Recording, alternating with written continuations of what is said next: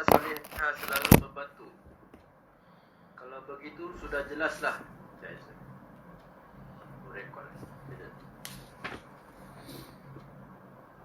Bismillahirrahmanirrahim. Alhamdulillah wassalatu wassalamu ala Rasulillah wa ala alihi wa sahbihi wa man walah. InsyaAllah kita teruskan daripada kitab Da'wah Tutam.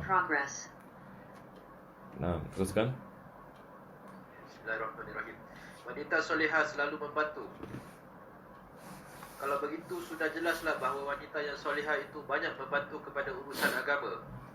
Sedang wanita yang tidak solehah atau yang jahat selalu menjadi penyangka kepada agama. Sebab itulah Nabi SAW berpesan, maka ambillah wanita yang beragama, nescaya beres semua urusanmu. Nah, ini adalah perkara yang kita faham. Yakni wanita ini salihah, dia pasti ini akan membantu suaminya untuk mendekatkan diri kepada Allah Subhanahu Wa Taala. Sebab dia sendiri ini salihah, maka dia akan memberikan kesan kepada suami dan juga anak-anak. Itu sebab Nabi SAW dalam hadis menyuruh kita apabila mencari isteri, cari isteri yang salihah, yang ada amanah, yang ada agama. Nah, ini yang beliau bersabda. Teruskan. Beliau SAW pun pernah bersabda, "Ad-dunya mata'un, wa khairu mata'ihal mar'atu salihah, allati in nazarta ilaiha saratka, wa in ghibta anha hafizatka fi malika wa fi nafsiha." Dunia itu umpama mata benda yang dicari, dan sebaik-baik mata benda yang dicari itu ialah wanita yang solehah, iaitu apabila anda memandang kepadanya, anda akan merasa bahagia.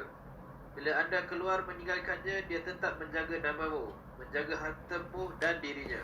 Dalam hadis ini Nabi mengatakan dunia mata'.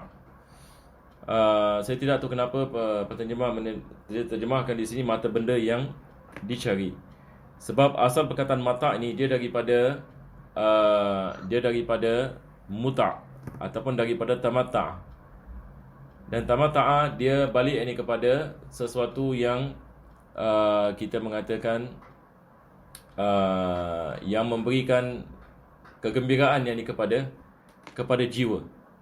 Di dalam segi bahasa Arab kita mengatakan mata'. Dalam Al-Quran Allah Subhanahu Wa Taala sebut yakni mata'ul ghurur, yakni kehidupan dunia ini dia adalah mata' al-ghurur.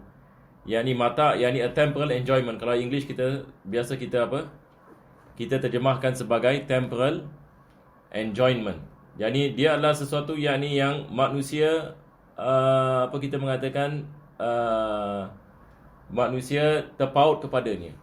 Mata' adalah sesuatu yang ada tamattu', faham tamattu', iaitu ada kesenangan daripadanya. Maka Allah Subhanahu Wa Taala menciptakan dunia ini mata', yakni balik kepada jiwa manusia, nafsu manusia. Manusia suka. Manusia dia apa?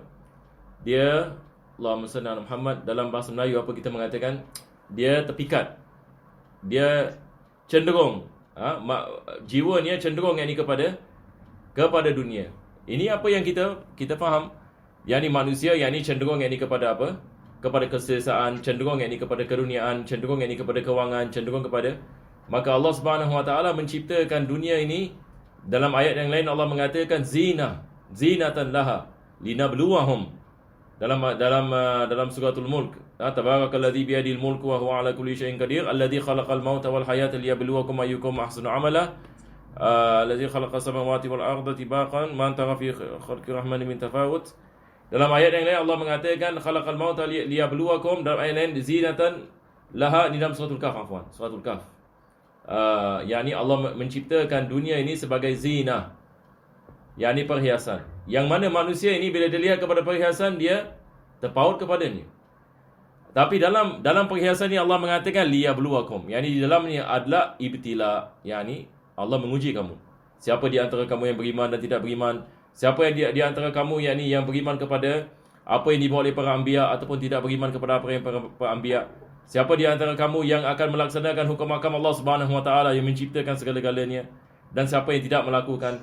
Siapa yang terjerumus dalam keduniaan sehingga lupa Allah, dan siapa yang tidak lupa kepada Allah Subhanahu Wa Taala? Maka ini semua adalah ujian. Jadi Nabi SAW ini dia mengatakan ad-dunya mata'. Yani dunia ini diciptakan untuk menguji kamu. Yani Allah menciptakan dunia ini dia kena kepada nafsu kamu. Kenapa? Sebab yani Allah menguji kita. Kenapa Allah menciptakan kita? Yani daripada sebab ni adalah dia menguji kita. Siapa di antara kita ada amalan yang terbaik. Maka kita manusia ini kita harus faham kita diuji oleh Allah pada tiap-tiap masa dan keadaan, bukan pada tiap-tiap hari. Pada tiap-tiap momen. Ini cara ini para ulama ini memahami. Saya ada di kucing dia tadi, dia duduk dekat depan. Saya angkat dia. Sekarang dia tak happy. Dia nak lompat pula. Mudah-mudahan ya. Kucing pun ada perasaan ni. Ya. Jadi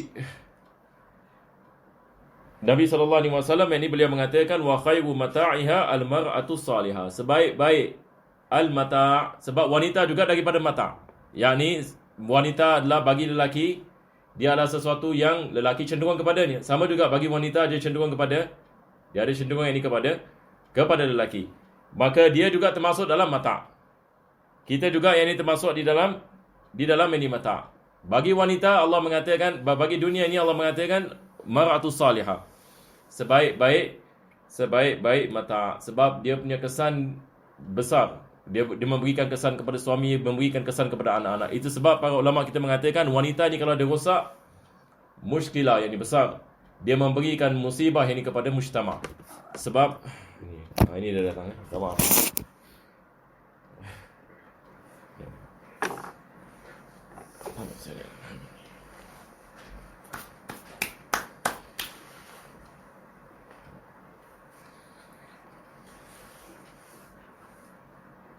Jadi tadi saya mengatakan